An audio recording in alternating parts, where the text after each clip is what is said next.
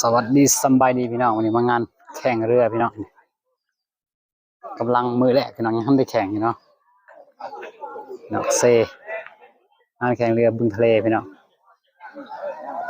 เมืองพลานไซแขวงสวรรณเขตวันนี้เป็นมือแรกเนาะยังมาได้ช่วงเรือพี่น้องมันเป็นมือสอบเรือเสียเนาะกำลังสอบในวันกรรมการเป็นเอาให้คะแนนรางวัลเพิ่นก็จะมีถ้วยทองพี่น้องเด็กน้องมีเรือใหญ่เนาะเรือยาว24 พายบ่เรือเนาะเอาเพิ่นแข่งเรือให้ลงไปเบิ่งเรือนี่เนาะเดี๋ยวพี่น้องทางลงเซเนาะมันจะเป็นเซซ้ำซอยพี่น้องเมืองพลานไซเนาะแขวงสวรรณเขตบ้านบึงทะเลเด้อพี่น้องมันเป็นเรือพี่น้องเรือยาว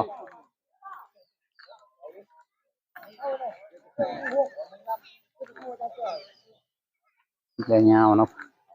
ท่านได้แข่งอยู่พี่น้องกำลังซ้อมเรืออยู่งามพี่น้องแก่งเลยเนาะแก่งสิงามกว่าอยู่พลานมันสิบ่มีบ่อนลงแล้วพี่น้องนี่มีบ่อนลงเดี๋ยวจะซ้อมเรืออยู่เนาะเป็นเรือน้อยบ่มันเป็นมือแรกพี่น้อง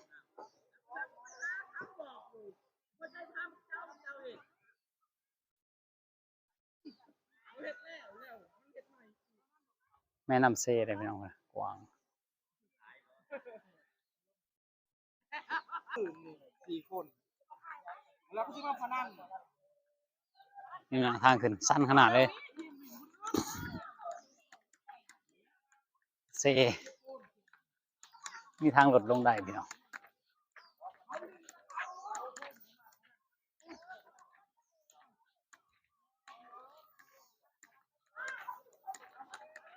วงดนตรีลงมาเลย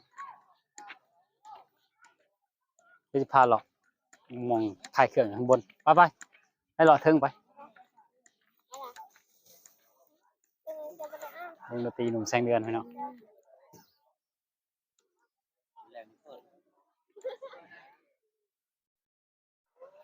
ได้งานเมื่อฝ่ายงานเส้นผมงานประเพณีสวงเรือ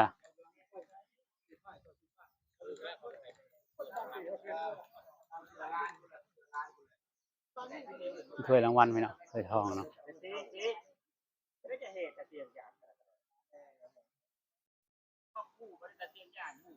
วงแสงเดือนตัววอเทคพี่น้องแบรนด์ดังของประเทศไทยเนาะไปหลอดตลาดกับพี่น้อง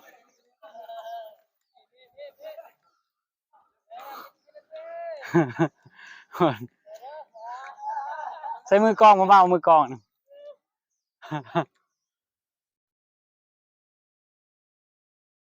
นี่เป็นพระใหญ่วัดบึงทะเลพี่น้อง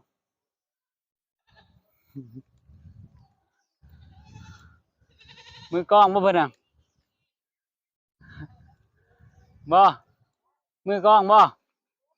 มือเก็บมันมือกองบ่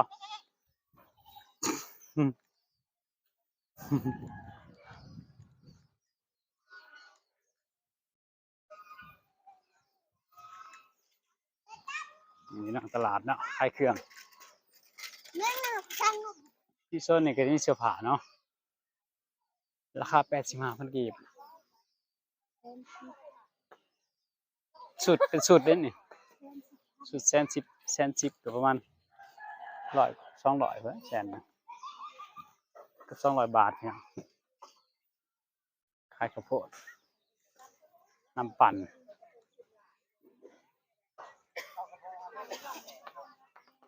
ในตลาด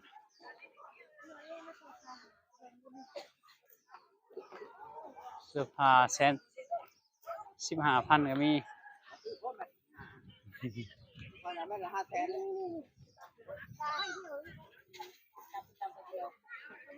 ตัวละ15,000อันนี้ไหมตัวละ15,000เฉยจังเลยตัว15,000 กีบ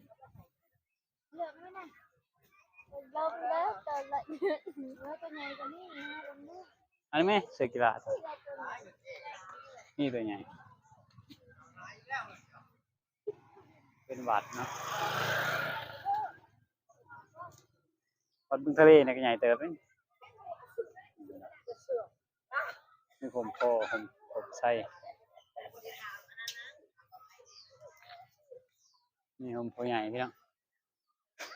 ผมนี่ผมโพใหญ่เลยพี่น้องผมใหญ่กับผู้กลางวัดเลยเนาะเป็นลมเลยจิบแดดเนี่ยนี่จะเป็นโซนขายของเนาะ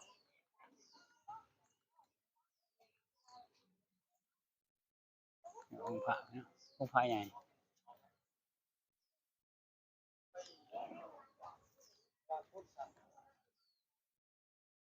ขายลูกศิษย์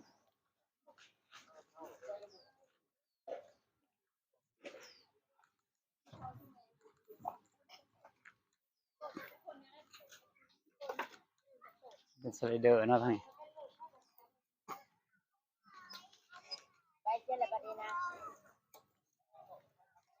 เป็นสไลเดอร์พี่น้องคอนง่ายเล่นมันเผาลูกสมผลไม้ชน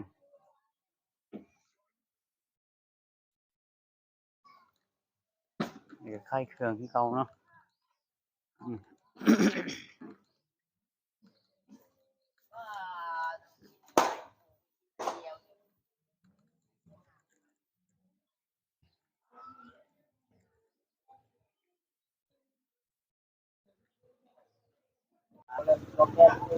โอเคพี่น้องเขาจบคลิปเพียงสมัยคลิปหน้าพบกันใหม่อย่าลืมกดไลค์กดแชร์